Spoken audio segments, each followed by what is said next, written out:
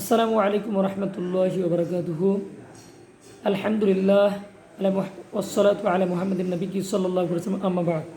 সম্মানিত সুধী, আমাদের কাছে গুরুত্বপূর্ণ আরেকটি জিজ্ঞাসা করা হয়েছে, প্রশ্ন এসেছে।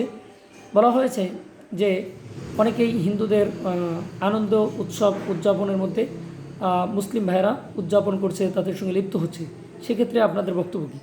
এক্ষেত্রে আমাদের পরিষ্কার বক্তব্য, ইসলামের বক্তব্য, সেটা হচ্ছে আল্লাহ রসুল সাল্লাল্লাহু আলাইহি ওয়াসাল্লাম সুনানে আবু দাউদের 4031 নম্বর হাদিস, 4 নম্বর খণ্ড, মিশরী ছাপা 4 নম্বর খণ্ড, 44 নম্বর পৃষ্ঠা হাদিসটি উল্লেখ রয়েছে। নবীজি বলেছেন, মান তাশাব্বাহা বিকওমিন ফাহুয়া মিনহুম। যে ব্যক্তি যে জাতির সঙ্গে সাদৃশ্য অবলম্বন করবে, তাদের সঙ্গে কিয়ামতের দিবসে উঠবে।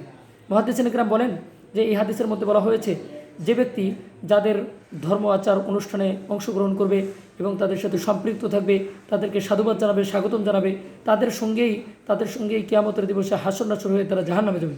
আর যদি মুসলমানদের সঙ্গে সম্পৃক্ত হয়, তাহলে তাদের সঙ্গেই জান্নাতে যাবে।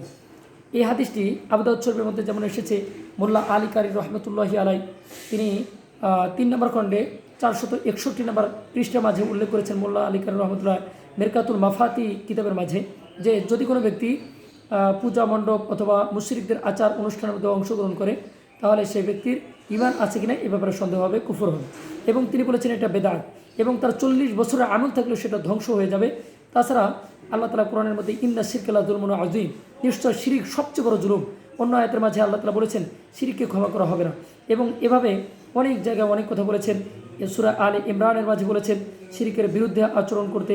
সুতরাং এই শিরিকে অংশগ্রহণ করা কোনো মুসলমানদের কাজ হবে না। আর তাছাড়া আমাদের কোনো আচার অনুষ্ঠানে, কোনো আমাদের ঈদ, রমজান, তারাবি, কোনো জায়গায় তারা তো এগুলো অংশগ্রহণ করেই না, দেখতেও আসে না। অথচ আমরা মুসলিম ভাইয়েরা কীভাবে সেখানে যেতে পারি?